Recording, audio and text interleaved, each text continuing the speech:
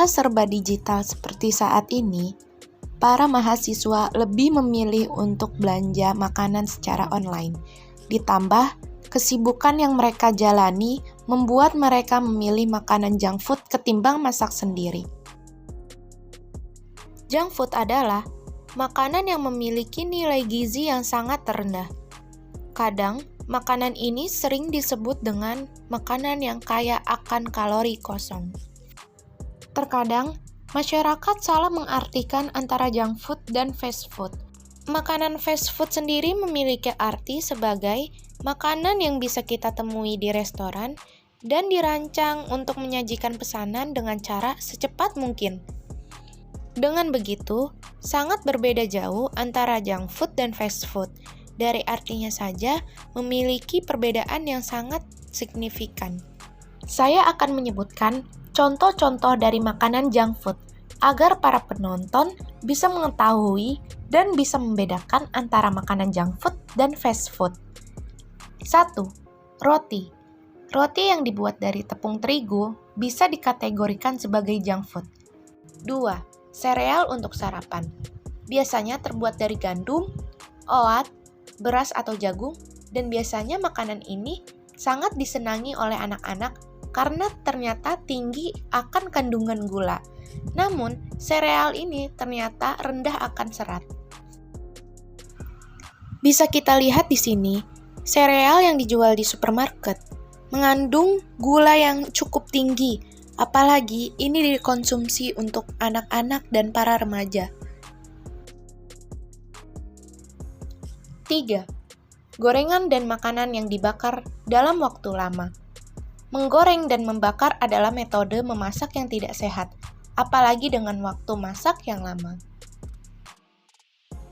4. Kue, biskuit, dan pastry. Bagi para mahasiswa, makanan junk food adalah makanan yang lezat, praktis, dan murah, sehingga bisa menghilangkan rasa lapar mereka.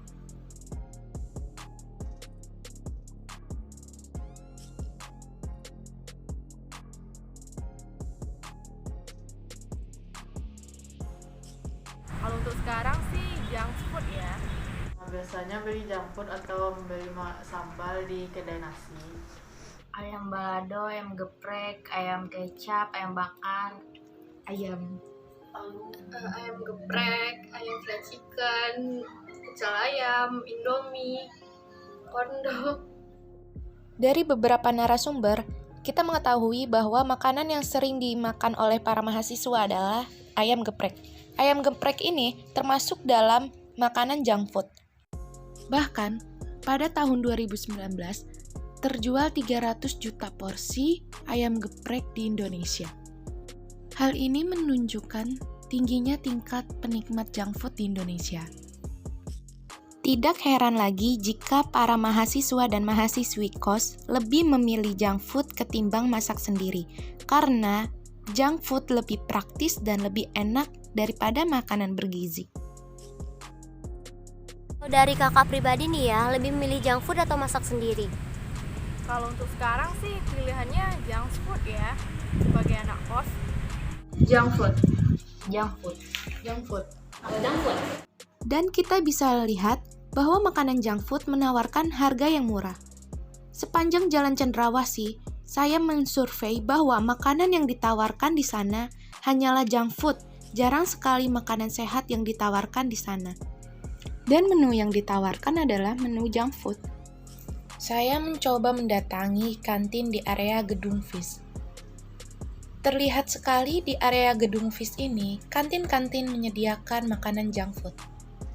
Karena itulah, para mahasiswa dan mahasiswi terbiasa untuk mengkonsumsi junk food. Tanpa disadari, mengkonsumsi junk food bagi para mahasiswa dan mahasiswi sudah menjadi kebiasaan, bahkan budaya bagi mereka. Oleh sebab itu, mengkonsumsi junk food di era modernisasi seperti saat ini merupakan bagian dari budaya masyarakat konsumtif. Kemarin saya mengikuti salah satu dari narasumber kita untuk membeli makanan ketika sarapan. Bisa dilihat sepanjang jalan hanya menawarkan makanan junk food. Di sini narasumber kita memilih sarapan adalah burger. Menu-menu yang ditawarkan di kedai burger ini adalah menu-menu junk food yang belum tentu bisa memenuhi nutrisi bagi narasumber kita. Bisa dilihat dari makanan junk food ini, kebutuhan nutrisi yang dipenuhi hanyalah dari roti dan beberapa jenis sayur yang ditambahkan di dalam makanan junk food ini.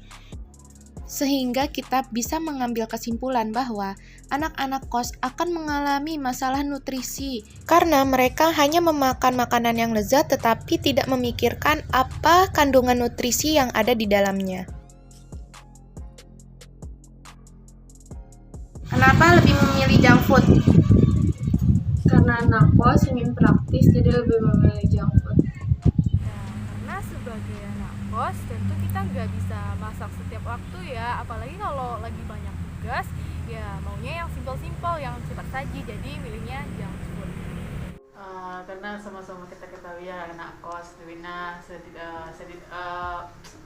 sedikit dan harus berhemat-hemat, makanya memilih junk food. Udah pasti enak biasanya. Karena lebih simpel dan lebih cepat. Seperti yang kita dengar tadi dari para narasumber bahwa para mahasiswa dan mahasiswi lebih memilih junk food karena lebih enak dan praktis.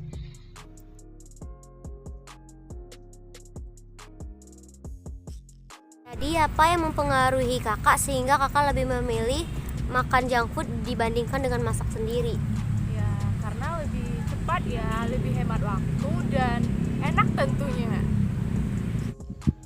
Pertama karena waktu sih, nggak ada waktu untuk masak, jadi lebih milih yang lebih praktis. Karena faktor lingkungan dan faktor kebiasaan orang-orang sini, dan salah satunya juga tidak ada kompor di kosan. Kalau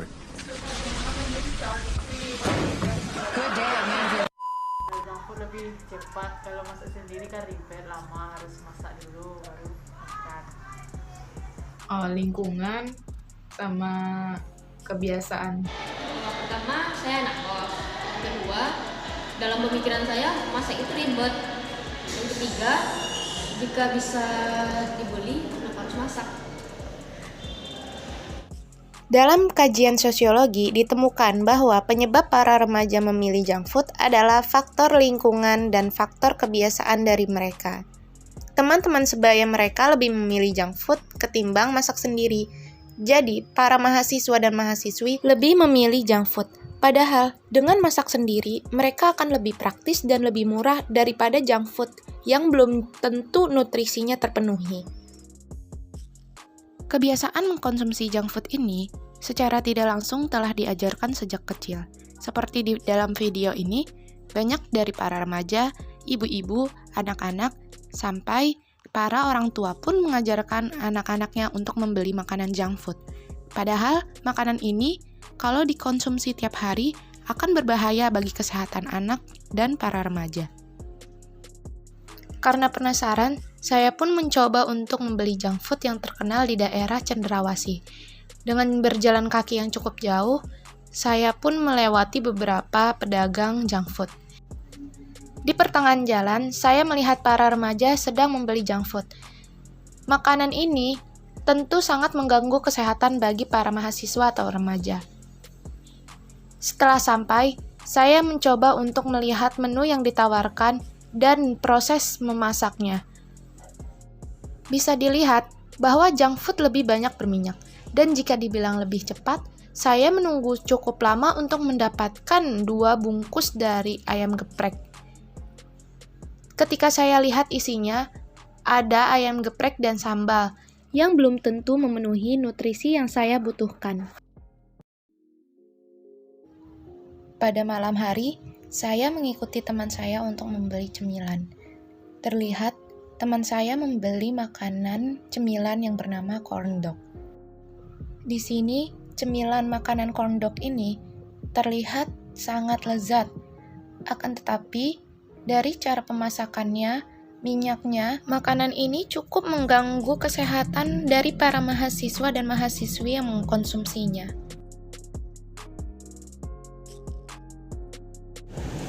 Pernah. Pernah. Pernah. Apa tuh?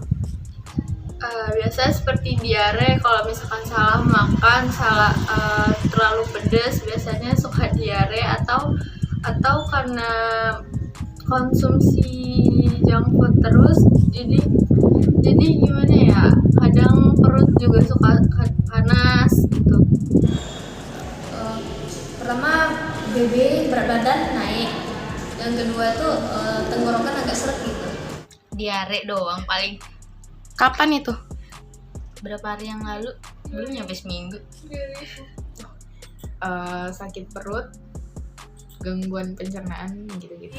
Sakit perut dan diare berhari-hari. Tapi masih ketagihan sih mau konsumsi junk food sampai sekarang. Sejauh ini alhamdulillah tidak, jangan sampai. 5 dari 6 narasumber kita pernah mengalami masalah kesehatan akibat mengkonsumsi junk food. Walau pernah mengalami masalah kesehatan, akan tetapi para mahasiswa dan mahasiswi tetap mengkonsumsi junk food karena kebiasaan dari mereka mengkonsumsi junk food.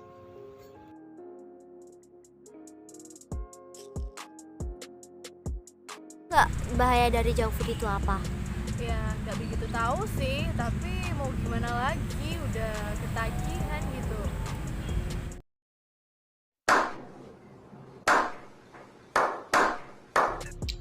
Tahu, paling kolesterol.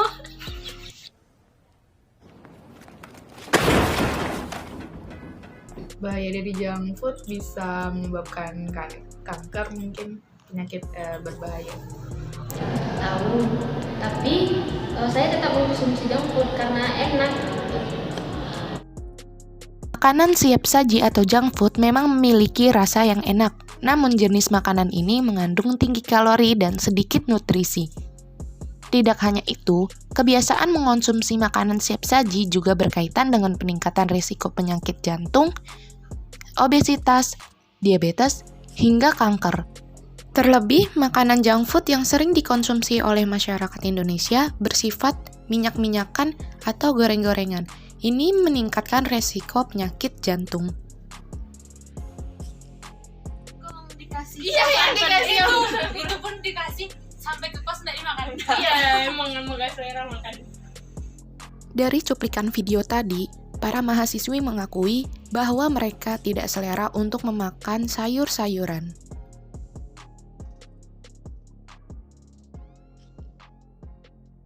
Jadi, apa upaya yang kakak lakukan untuk meningkatkan nutrisi kakak?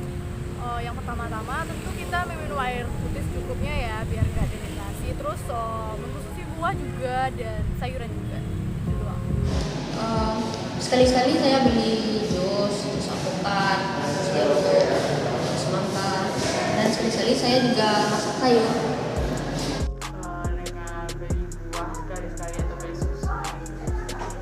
Makan sayur sama makan buah. Cara Anda mendapatkan buah dan sayur dari mana? Dari tempat penjualnya.